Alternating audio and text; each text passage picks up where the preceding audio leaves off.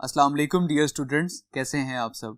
My name is Rayan Malik and I am here to teach you physics class 10th। आज हम start करेंगे chapter number 16 का topic cathode ray oscilloscope. तो आइए चलते हैं बोर्ड की तरफ। Chapter number 16 basic electronics and the topic 16.3 cathode ray oscilloscope. So cathode ray oscilloscope क्या है? ये एक इंस्ट्रूमेंट है जो कि आपको करंट की और पोटेंशियल की मैग्नीट्यूड डिस्प्ले करवाता है।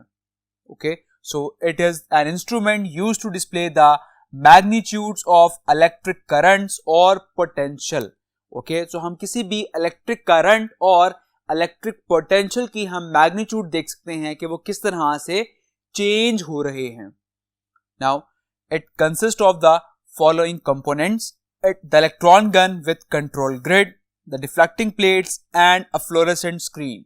So first of all हम डिस्कस करते हैं कि इलेक्ट्रॉन गन जो है वो यहाँ पर क्या है। अब आप डायग्राम में देख सकते हैं यहाँ पर एक बैटरी कनेक्टेड है एक फिलामेंट से। So हमने लास्ट लेक्चर में डिस्कस किया था कि जब बैटरी सप्लाई देगी इस फिलामेंट में तो इस फिलामेंट से इलेक्ट्रॉन्स एमिट होंगे और इसी के साथ आगे आपको एक ग्रिड नजर आ रहा है और साथ आपको दो इन्वर्टेड प्लेट्स नजर आ रही हैं जो कि बेसिकली एनोड प्लेट्स हैं जिस पर पॉजिटिव पोटेंशियल बिल्डअप है। सो ये जो पूरा पोर्शन है इस पोर्शन को कहते हैं electron gun. Clear? Next is the deflecting plates. So इसी के साथ आगे आपको दो प्लेट्स नजर आ रही हैं जो कि वर्टिकल हैं और सिमिलरली इससे आगे आपको दो प्लेट्स और नजर आ रही हैं जो कि हॉरिजॉन्टल हैं। सो बेसिकली ये जो पोर्शन है इसे हम कहते हैं deflecting plates. And the last one a fluorescent screen.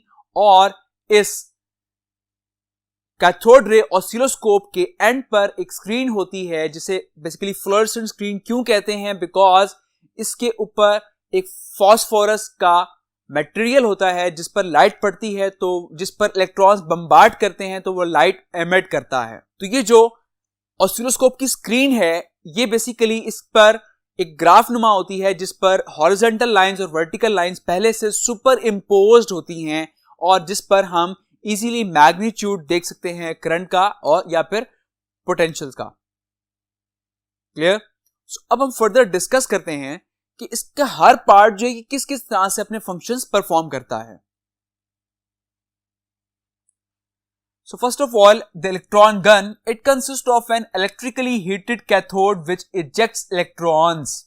So ये एक electrically heated cathode पर कंसिस्ट करता है और जैसे ही हम इसमें सप्लाई पास करते हैं तो इस कैथोड में से इलेक्ट्रॉन्स एमिट होते हैं और अब ये इलेक्ट्रॉन्स जब एमिट हो रहे हैं तो बेसिकली ये स्टार्ट में डिस्पर्स हैं, लाइक फैल रहे हैं हर जगह पर। और सिमिलरली आगे आपको एक ग्रिड नजर आ रहा है। तो ग्रिड क्या है? It has an electrode called grid G for controlling the flow of electrons in the beam. तो ग्रिड का फंक्शन क्या है? ये बेसिकली इलेक्ट्रॉन्स के फ्लो को कंट्रोल करता है। किस तरह से? ग्रिड में बेसिकली नेगेटिव पोटेंशियल होता है और अब इलेक्ट्रॉन्स भी नेगेटिव हैं और ग्रिड पर भी नेगेटिव पोटेंशियल है, तो नेगेटिव नेगेटिव आपस में रेपेल करते हैं। तो जैसे ही हम उस ग्रिड के थ्रू नेगेटिव पोटेंशियल को इंक्रीज करते हैं तो आपके इलेक्ट्रॉन ज्यादा रेपेल होना शुरू हो जाते हैं और बहुत कम इलेक्ट्रॉन्स जो हैं वो आगे पहुंचते हैं। और जैसे ही हम इस ग्रिड पर नेगेटिव पोटेंशियल को कम करेंगे तो ज्यादा से ज्यादा इलेक्ट्रॉन्स जो हैं वो आगे मूव करेंगे और वो फ्लोरेसेंट स्क्रीन पर जाकर फॉल करते हैं। क्लियर?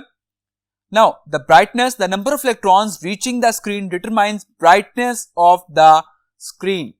सो जितने इलेक्ट्रॉन्स स्क्रीन पर पहुंचेंगे तो बेसिकली ये बता रहा होता है कि उस स्क्रीन की ब्राइटनेस कितनी होगी। जितने ज्यादा इलेक्ट्रॉन स्क्रीन तक पहुंचेंगे उतनी ज्यादा स्क्रीन की ब्राइटनेस होगी, या फिर जितने कम इलेक्ट्रॉन स्क्रीन तक पहुंचेंगे तो उतनी कम स्क्रीन की ब्राइटनेस होगी। सो हम ये भी कह सकते हैं कि जो ग्रिड है बेसिकली ये स्क्रीन की ब्राइटनेस को कंट्रोल कर रहा है, क्योंकि मैंने आपको बताया कि ग्रिड का फंक्शन क्या है, ये इलेक्ट्रॉन्स को कंट्रोल करता है। जब हम नेगेटिव पोटेंशियल को इंक्रीज करेंगे तो बहुत कम इलेक्ट्रॉन आगे जाएंगे, जब कम इलेक्ट्रॉन आगे जाएंगे तो वो स्क्रीन की ब्राइटनेस भी कम शो करेंगे। Clear? Now the next portion that is the deflecting plates.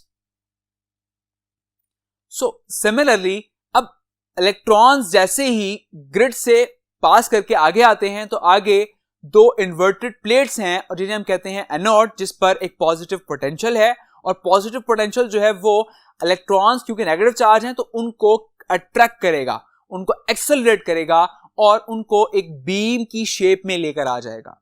Clear? तो यहां से बेसिकली उन इलेक्ट्रॉन्स की एक बीम बन जाती है और वो बीम फर्दर आगे पास होती है। तो ये थी पूरी वर्किंग इलेक्ट्रॉन गन की। क्लियर? So, अब हम डिस्कस करते हैं डिफ्लेक्टिंग प्लेट्स को कि इनका क्या फंक्शन है। The deflecting plates, electron beam passing through the pair of horizontal and vertical plates, a potential difference between plates deflect the beam in vertical and horizontal axis on the screen. So जैसा कि मैंने आपको बताया कि यहां पर जो deflecting plates हैं वो दो प्लेट्स जो हैं वो पेयर में वर्टिकली प्रेजेंट हैं और दो प्लेट्स जो हैं वो पेयर में हॉरिजॉन्टल प्रेजेंट हैं।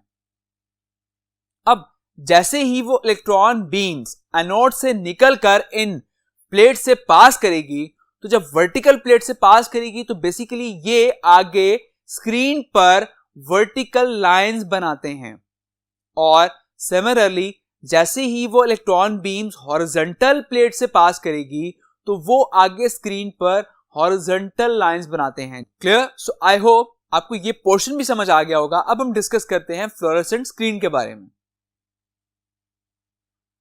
Now the fluorescent screen, the screen of cathode ray tube consist of thin layer of phosphorus and which gives light as the result of bombardment of fast moving electrons.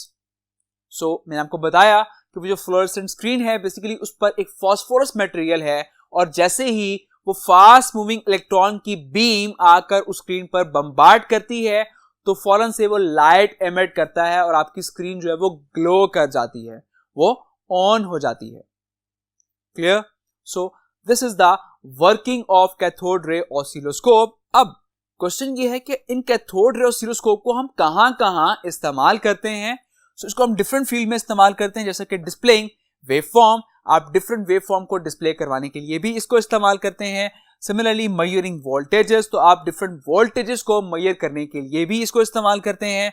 And range findings, जो कि radar system में range findings होती हैं तो उसके लिए भी आप इस कैथोड रे ऑसिलोस्कोप को इस्तेमाल कर सकते हैं।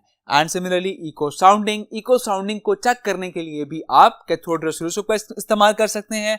And the last one that is display heart beats, कि आप इसको मेडिकल की फील्ड में हार्ट बीट्स को डिस्प्ले करवाने के लिए भी इस्तेमाल कर सकते हैं। आपने अक्सर देखा होगा कि आप कभी किसी हॉस्पिटल गए हो तो वहां पर जो एक मशीन होती है जिसके ऊपर हार्ट बीट्स आ रही होती हैं, जस्ट लाइक दिस, ठीक है। सो उस डिवाइस को हम कहते हैं कैथोड रे ऑसिलोस्कोप, जिस पर वो हार्ट बीट्स डिस्प्ले हो रही होती हैं। क्लियर? सो आई होप ये लेक्चर आपको समझ आ गया होगा। तो अपना बहुत सारा ख्याल रखिएगा। Take care. अल्लाह हाफिज।